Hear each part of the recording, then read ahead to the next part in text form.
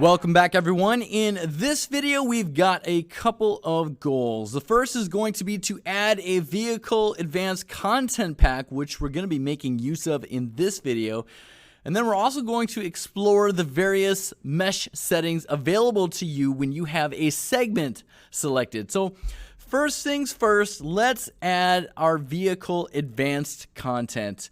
We can do that straight away from our content browser here. We've got this green Add New button. Go ahead and click on this.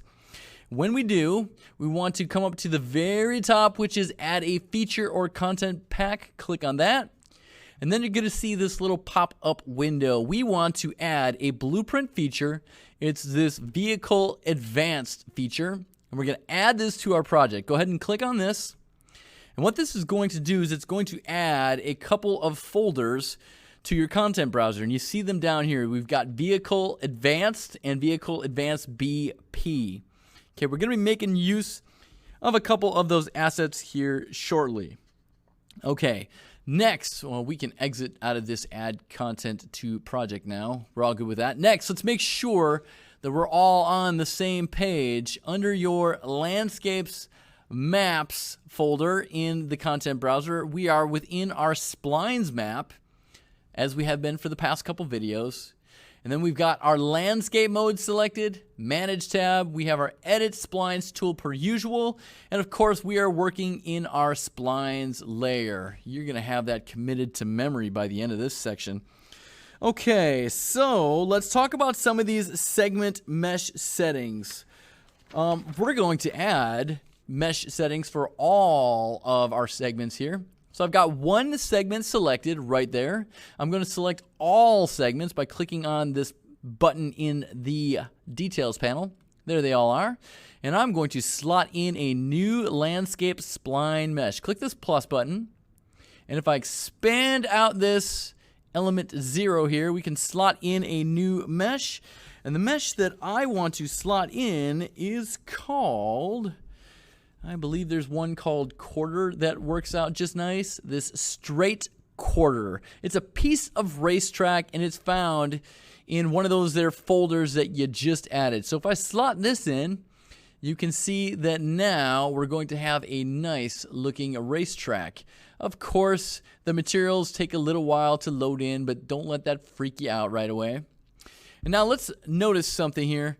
I've got two different materials essentially that are making up this straight quarter mesh piece. In fact, I'm going to navigate to this mesh piece here in our content browser by clicking on that little icon.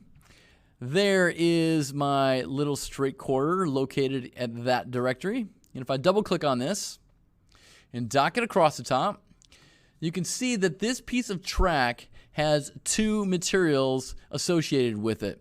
This red grid right there, as well as this black grid, which is essentially the racetrack itself. We can actually override that back here in our spline mesh settings. So there's our spline mesh. We've got this straight quarter. Let's override the materials here. I'm going to click once and I'm going to click twice because remember, there are two materials associated with this. So with my first one here, I am going to slot in, I had something in mind. Let me consult my notes. Oh, let's consult the steel, M steel. That's going to change my little railing there, if you will. And then for this element 1 material override, I'm going to change that to be, type in the word pulse. There's this tech hex tile pulse that my students always enjoy using. What that's going to do is instead of a normal looking racetrack, as soon as this loads in, you can see how we've got that honeycomb look everywhere. That's kind of cool in a weird sort of way. Okay, next thing we are going to explore playing with here, we've got this center adjust parameter that we can play with. And what is currently going on is we've got it set so we're centering horizontally. However, if I uncheck this, you can see how it offsets it to the outer edge here of my control points. Checked on, checked off. With this checked on, I can also adjust the center here. If I was to set my X to say, let's go to, 200. Something like that. You can see how I've offset it from the center quite dramatically. Yeah, 2 is not going to do much anything. It's got to be a much bigger value, like in the hundreds, to see something. So 0 is essentially your center point, and then you go from there. Let's go Y. Try like say 300, and you can see how you've just raised that up into the air, adjusting it from the center. I'm going to set that back to 0. Next, we've got this scale to width and scale parameter right here. So if scale to width is unchecked, I'll uncheck it now, then the width of the width will match the mesh width. So in this case, it's matching the width of our straight quarter mesh piece of track. However, we do want this to scale with the width of the actual spline itself. So checked on, it will make that as wide as our spline. Now, obviously, we can adjust this as well. So if you want to make a portion of your spline narrow, you can. In fact, I'm going to select just a single portion, a single segment of my track. Now, watch what happens. I'm going to adjust my X scale here down.